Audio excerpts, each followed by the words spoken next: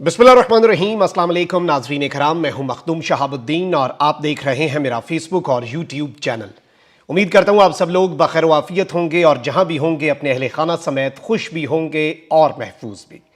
नाज़रीन कराम, इस वक्त क्या हुकूमत लड़ेगी या फिर सरेंडर करेगी? क्योंकि एक चीज बड़ी वाज़ेह है कि इस लड़ाई में हुकूमत को फतह नहीं मिल पा रही और इस सब के अंदर क्या इस वक्त इमरान खान को सुलहनामे की ऑफर आ चुकी है? क्या इस वक्त माजी में ताकतवर हलकों के कंधों पर चढ़कर बड़के मारने वाले उनका सॉफ्टवेयर अपडेट हो चुका है? इस हवाले से इमरान रियाज एक बहुत बड़ी खबर सामने लाए हैं और इस हवाले से कुछ डेवलपमेंट्स मेरे पास भी हैं जो मैंने आपके सामने रखनी है। जबकि दूसरी जानिब सदर मुमलिकत ने बिल तो वापस भेज दिया, इसका तोड़ भी इस वक्त पीडीएम की हुकूमत ने सोच लिया था, लेकिन अब सदर मुमलिकत का चीफ जस्टिस के हक में खुफिया हथियार भी सामने आ चुका है। हुकूमत को किस तरह से लेने के देने पड़ सकते हैं, ऑप्शंस क्या हैं, प्रोसेस क्या है, इस हवाले से भी बड़ी इंपॉर्टेंट डेवलपमेंट्स हैं जो एक एक करके मैं आपके सामने रखता हूं। सबसे पहले नाज़रीन इकराम, आपको पता है कि हुकूमत ने एक कानून साजी की, जिस तरह की यह कानून साजी थी, जो इसकी टाइमिंग है, उसके ऊपर सब लोग ये बात कर रहे थे कि यह सिर्फ और सिर्फ चीफ जस्टिस के इख्तियारात पर कदगन लगाने के लिए, चीफ जस्टिस को मजा चखाने के लिए और चीफ जस्टिस के ऊपर पार्लिमान की जानिब से हमलावर होने के लिए एक इंतहाई आप कह लें कि फेल्ड किस्म का अटेम्प्ट था। क्योंकि इस सब के अंदर चीफ जस्टिस तो डट गए, चीफ जस्टिस ने तो सरेंडर किया नहीं, हर तरह का हमला हुआ। अब तो बराह रास्त चीफ जस्टिस के से इस्तीफे के मुतालबे हो रहे हैं, उनके खिलाफ रेफरेंस की बातें हो रही हैं। अच्छा, ये जो रेफरेंस भी है ना, तो ये जो चीफ जस्टिस के खिलाफ दरखास्तें सुप्रीम जुडिशल काउंसिल में मेरी तरफ से 50,000 जमा करा दें, रेफरेंस किसी भी तरीके से चीफ जस्टिस के खिलाफ सदर मुमलिकत के बगैर ये दायरे नहीं कर सकते। तो एक चीज तो ये वाज़ेह हो गई कि ये रेफरेंस जितना मर्जी अब ये इस बात पे आगे हुए हैं, बेचारे कहते हैं कि देखें जी, हम रेफरेंस तैयार करके सदर को भेज देंगे, अगर सदर ने ये रेफरेंस आगे ना भेजा तो इससे गठजोड़ कम से कम बेनकाब हो जाएगा। भाई कैसा गठजोड़? सबको पता है बदनीयती पर मबनी एक रेफरेंस है। इससे पहले भी जो रेफरेंस था, बेशक पीटीआई दौर में सदर के थ्रू गया, अब तो पीटीआई भी कहती है कि हमसे हमारा वो सही फैसला नहीं था और वो किसी और के कंधे पर रख के बंदूक जो है वो पीटीआई के कंधे पर रख के कोई और अपनी बंदूक चलाना चाह रहा था। तो ये सारी की सारी चीजें इस वक्त पूरी कौम को समझ आ रही हैं। अब सदर मुमलिकत ने क्या किया है? सदर मुमलिकत ने इन्होंने पहले जी विफाकी काबीना से मंजूर कराया, फिर इन्होंने पार्लियामेंट की कानून की जो लॉ एंड ऑर्डर की कमेटी है उससे बेसिकली इन्होंने अप्रूव करवाया, फिर नेशनल असेंबली, फिर सेनेट, हंगामी बुनियादों पे सदर को भेजा। सदर ने अब ये बिल पार्लियामेंट को वापस भेज दिया है। अब इस सब के अंदर ये क्या कह रहे हैं? सदर की जानिब से एतराज के बाद विफाकी हुकूमत ने सुप्रीम कोर्ट के खुद नोटिस इख्तियार में तरमीम का बिल दोबारा पार्लियामेंट से मंजूर करवाने का फैसला कर लिया है। कानून की रूह से अगर सदर कोई बिल नजर सानी के लिए पार्लिमान को वापस भेजते हैं तो हुकूमत पार्लिमान का मुश्तरका इजलास बुलाकर बिल मंजूर कराकर सदर को भेज सकती है। उसके बाद अगर बिल की दोबारा मंजूरी के बाद भी सदर दस्तखत ना करें तो फिर 10 दिन के अंदर अंदर यह बिल खुद एक्ट बन जाता है। यानी कि सोमवार को अगर ये ज्वाइंट सेशन बुलाते हैं और यह बिल सदर को भेज देते हैं, उसके बाद क्या होगा कि 10 तारीख को यह भेजेंगे, 20 तक अगर सदर इसके ऊपर साइन नहीं करता तो यह बिल नाफिजुल अमल हो जाएगा। यानी चीफ जस्टिस के पास 10 दिन रह गए हैं खुल के खेलने के। लेकिन अब यहां पर क्या होगा, मैं आपको यह भी बता देता हूं। अब यहां पर जो नून लीग के रहनुमा तारड़, उन्होंने कहा है कि supreme court practice and procedure bill 2023 के हवाले से सदर के नुकात में कोई वजन नहीं, पार्लिमान दोबारा बिल को अक्सरियत से मंजूर करेगी। नून लीग के रहनुमा तलाल चौधरी ने भी कहा कि कानून भी बनेगा और अदल के उसूल में तरमीम भी होगी। तर्जुमान पीटीआई ने ऐवान सदर से कानून वापस भेज दिया ताकि लाडले के लिए बेंच फिक्सिंग हो सके। यानी ये कह रहे हैं कि सदर जो है वो तर्जुमान पीटीआई हैं और वो उन्होंने ये कानून इसलिए भेजा ताकि बेंच फिक्सिंग हो सके। जबकि इस सब के अंदर मैं आपको यह बता दूं कि पीटीआई रहनुमा फवाद चौधरी ने कहा है कि सदर ने बिल वापस करके दुरुस्त फैसला किया। सुप्रीम कोर्ट के रूल्स में तरामीम की कोशिश के बाद अब इलेक्शन एक्ट में तरमीम के जरिए सदर के इख्तियारात में कमी अहमकाना कानून साजी है। बातचीत वाहिद रास्ता है जिसके जरिए हम इलेक्शन पर मामलात तय कर सकते हैं। उन्होंने कहा कि चीफ जस्टिस के खिलाफ करारदाद लाने वाले 42 अरकान का कोई मुस्तकबिल नहीं। सुप्रीम कोर्ट के जज काबिल एहतराम है। जस्टिस अतर मिनल्ला और जस्टिस मंसूर अली शाह पर कोई उंगली नहीं उठा सकता। इस सब के अंदर मैं आपको यह बता दूं कि इस वक्त सूरत हाल क्या है। अब ये एक और वारदात कर रहे हैं और वो सदर के जो इख्तियारात हैं उसके ऊपर कदगन लगाना चाह रहे हैं और इलेक्शन एक्ट के अंदर ये एक तरमीम करके कि जी इलेक्शन की डेट सदर ने नहीं देनी, इलेक्शन कमीशन ने देनी है। और इलेक्शन कमीशन आपको पता है कि ऑब्वियसली जब इलेक्शन कमीशन को खुल के खेलने का मौका मिला तो आप अंदाजा भी नहीं कर सकते कि इलेक्शन कमीशन क्या करेगा। अभी तक इलेक्शन कमीशन क्या करता आया है? अभी तक इलेक्शन कमीशन जिस तरह से खुलकर, एक निगरान हुकूमत, दूसरा इलेक्शन कमीशन, इतना तो नून लीग खुद भी अपने हक में कुछ नहीं कर सकी जितना इन सब ने अपने नून लीग के लिए खेला है और नून लीग की तरफ से बेहतरीन अंदाज में खेला है। अच्छा, अब जी ये मुकम्मल तौर पे पार्लिमान पे, जुडिशरी पे, सब पे हमले जो हैं, और ये पार्लिमान पे भी हमला है कि पार्लिमान से सुप्रीम कोर्ट पे आप हमला करवा रहे हैं। ये बैक टू बैक इन्होंने बंदे छोड़ दिए हैं। और जावेद लतीफ का कहना है कि ऐसा इलेक्शन काबिल कबूल नहीं है जिसमें नून लीग की क़यादत रिंग से बाहर हो। यह कैसा इंसाफ है कि नून लीग की क़यादत को इलेक्शन की रिंग से बाहर रखा जाए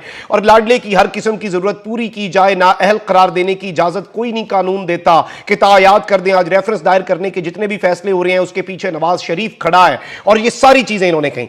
लेकिन अब यहां पर नाज़रीन किराम मैं आपको यह बता दूं कि इस वक्त जो सूरत हाल बन चुकी है, ये सूरत हाल क्या है। अब सदर मुमलिकत इसमें क्या कर सकते हैं? सदर मुमलिकत दो काम कर सकते हैं। सदर मुमलिकत को जब ये सोमवार को या मंगल को जब भी ये करते हैं पार्लियामेंट का ज्वाइंट सेशन बुलाकर, जो सुप्रीम कोर्ट वाला बिल है वो सदर ने जो भेजा है उसे वापस सदर के पास भेजेंगे। उन 10 दिन के अंदर सदर एक और काम कर सकते हैं। सदर क्या कर सकते हैं कि आईनी राय के लिए उसे एक रेफरेंस बनाकर उसकी तशरीह के लिए उसे सुप्रीम कोर्ट में चीफ जस्टिस के पास भेज दें। अब जब वो इसे चीफ जस्टिस के पास भेजेंगे और उस दौरान अगर ये पता चला कि जैसे ये आर्टिकल 191 है सुप्रीम को पाकिस्तान के कॉन्स्टिट्यूशन का कि सुप्रीम कोर्ट ने अपने रूल्स खुद बनाने हैं। दूसरा एक और आर्टिकल ये भी है कि जी सुप्रीम कोर्ट के जजेस के कंडक्ट पे पार्लियामेंट में बात नहीं हो सकती, कॉन्स्टिट्यूशन है। अब ये रूल्स तो चेंज कर सकते हैं लेकिन इस तरह का बिल नहीं। इसके लिए आपको कॉन्स्टिट्यूशनल अमेंडमेंट चाहिए, उसके लिए 2/3 अक्सरियत चाहिए जो कि इनके पास है नहीं। तो सुप्रीम कोर्ट भी इसे उड़ा के रख सकता है और उसके बाद सदर जो है उस वक्त तक इसमें मामला इस तरह से क्लियर हो सकता है। एक और ऑप्शन भी है, ये खुफिया हथियार है सदर का, कि सदर ये काम भी बीच में कर सकते हैं और होपफुली उस पर डिस्कशंस में आपको ये बता सकता हूं कि जारी है, हर ऑप्शन पे डिस्कशन जारी है। और ये इतनी आसानी से ये ना समझें कि ये इतना सादा सा मामला है कि इन्हें प्लेट में रख के दे दिया जाएगा। उसके अलावा ये हाईकोर्ट के अंदर भी मामला जा सकता है। लाहौर हाईकोर्ट से इस कानून के ऊपर स्टे ऑर्डर जो है उस हवाले से भी इस वक्त बाज़गश्त चल रही है कि लाहौर हाईकोर्ट से इस सारे के सारे मामले के ऊपर स्टे भी लिया जा सकता है और उसके बाद ऑब्वियसली फिर ये मामला कानून इसका देखा जाएगा, इसकी तमाम तर चीजें जो हैं वो सारी की सारी जो चीजें हैं वो देखनी पड़ेंगी। और इस सारे के सारे मामले में मैं आपको ये भी बता दूं कि अब कुछ और चीजें भी हो रही हैं। और यहां पर आप देख लें कि गुज़श्ता 1 साल से जितनी बड़कें इस हुकूमत ने मारी हैं, जितना इन्होंने खुलकर खेला है, और गालिबन ये एक परसेप्शन भी बनाई गई और अभी तक ये परसेप्शन बना रहे हैं। और मैं समझता हूं कि इदारे को इस पर हरकत में आना चाहिए, इदारे को अपना स्टांस वाजे करना चाहिए, क्योंकि गवर्नमेंट इनके जितने हामी सहाफी हैं, एक पूरा तबका मलामतिया है जो इस मुल्क के साथ खिलवाड़ करता आया है और जिन्होंने ये टोला हम पे इंतहाई एक्सपीरियंस के नाम पे मुसल्लत करने में, एक बयानिया फेक किस्म का बनाने में अपना किरदार अदा किया कि डार आएगा लग पता जाएगा। लग पता गया है ना हमें, डारनॉमिक्स जो है वो डार्क इकोनॉमिक्स बन गई, मेरे मुल्क का बेड़ा गर्क कर दिया इसाक डार ने। आज कहता है कि हम भिखारी नहीं है, वजीर आजम कहता है कि हम भिखारी हैं, हम चूजर नहीं है। तो मतलब क्या आपने मुल्क को एक लाफिंग स्टॉक बना दिया पूरी दुनिया के अंदर। दुनिया देख के हंसती है आपके मुल्क के मामलात की, ये क्या सर्कस लगा हुआ है। बनाना रिपब्लिक भी नहीं, पाइनएप्पल रिपब्लिक बना दिया एक राजकुमारी बिगड़ी शहजादी जो है उसकी जिद और अना ने। और इस वक्त मुल्क इसी तरह पे चल रहा है ना, इसी सब पे चल रहा है। लंदन प्लान भी क्या है? लंदन प्लान भी यही सब है। अब यहां पर नाज़रीन किराम आपने 3-4 चीजें समझ लेनी है। अब यहां पर ये पिछले 1 साल से जो इनकी अकड़ थी वो सारी की सारी चीजें आप देख लें कि नेशनल सिक्योरिटी कमेटी के एलामिये में किसी भी सूरत ये सुप्रीम कोर्ट के फैसले पे कोई बात नहीं डलवा सके, पंजाब और खैबर पख्तूनख्वा के इंतखाबात के हवाले से कोई चीज नहीं डलवा सके। और जाहिर बात है इदारे इनका वजन क्यों बर्दाश्त करें, ये अपने वजन से गिरने वाले हैं। इनका वजन कोई इदारा अपने कंधे पे रखे तो रखे क्यों भाई? ये तो क्लियरली आप देख लें, खान साहब ने इसीलिए एक दिन पहले मुतनब्बे कर दिया कि भाई ये अदलिया के खिलाफ सिक्योरिटी फोर्सेस को लाने के मुतरादिफ है, ये पाकिस्तान की आवाम के खिलाफ लाने के मुतरादिफ, और एक वेकअप कॉल दी कि ये आपको पॉलिटिकली यूज करने की कोशिश करेंगे, ये आपके कंधे पे रख के बंदूक चलाएंगे, ये करेंगे गैर कानूनी काम और आइन के ऊपर ये हमला कर देंगे और जब सब देखेंगे आपके हाथ में बंदूक पकड़ा देंगे ताकि साथ मर जाए लाठी भी ना टूटे, अपना नुकसान भी ना हो, सारे आपके ऊपर मलामत करें। और उन्होंने भी यही किया।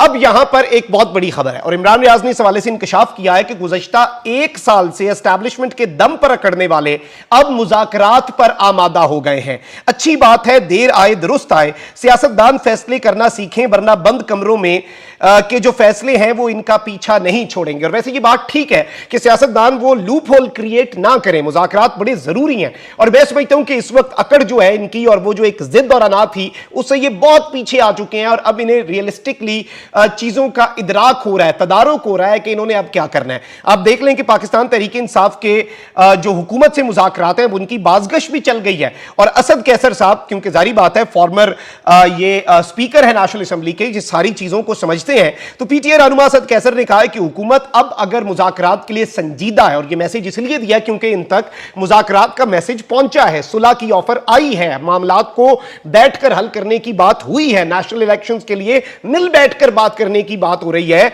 तो यहां पर हुकूमत मुज़ाकरात के लिए संजीदा है। और अगर बहरान से निकलना चाहती है तो एक ही ऑप्शन है कि आप कौमी असम्बली तहलील कर दें। उन्होंने कहा कि अगर हुकूमत एक ही दिन इलेक्शन करवाना चाहती है तो कौमी असम्बलियां जो है, जितनी असम्बलियां, कौमी असम्बली है, सिंध असम्बली है, तो तहलील कर दें, असम्बलियां खत्म कर दें, तो आईनी इस्लाहात पर बात हो सकती है, कॉन्स्टिट्यूशनल जो आप कह लें कि अमेंडमेंट्स हैं वो की जा सकती हैं। अगर आप ये मामलात करते हैं, हम हर चीज पर बैठने के लिए तैयार हैं, हम हर चीज के ऊपर डिस्कशन के लिए तैयार हैं, but it will come with a condition. और कंडीशन जो है पीटीआई ने, क्योंकि देखें पोजीशन ऑफ स्ट्रेंथ जब होती है ना, जब आप किसी भी मामले में, जब आपका पलड़ा भारी होता है तब आप बार्गेन कर सकते हैं। इस वक्त गवर्नमेंट जो है, इस वक्त पीडीएम जो है, ये मिक्स अचार जो है, ये जो चूचू का मुरब्बा है, भानुमती का कुंबा है, ये बेसिकली क्या कर रहा है कि ये इस वक्त इस पोजीशन में नहीं है कि ये बार्गेन कर सके। इन्होंने सिर्फ सरेंडर करना है, और या इन्होंने शिकस्त खुर्दा होना है, या इन्होंने सरेंडर करना है। अब इनके पास ऑप्शन है कि इन्होंने क्या करना है। लेकिन जाहिर बात है कि जिस जंग में ये जा रहे हैं वो जंग इनके लिए किसी भी सूरत, मैं आपको बता दूं कि ये इनके लिए किसी भी सूरत इनके फायदे में नहीं है। इन्हें पता है, लग गया हुआ इस बात का, और इसलिए अब ये बहुत पीछे भी आएंगे और हट भी सकते हैं। अब ये नहीं पता नवाज शरीफ साहब या मरियम नवाज शरीफ साहिबा की जिद और अना इनसे क्या गलतियां करवाए, लेकिन उसके अलावा अभी तक जो अमूमी सोच पाई जा रही है वो सरेंडर की। अपना बहुत ख्याल रखें। अल्लाह निगहबान। पाकिस्तान जिंदाबाद।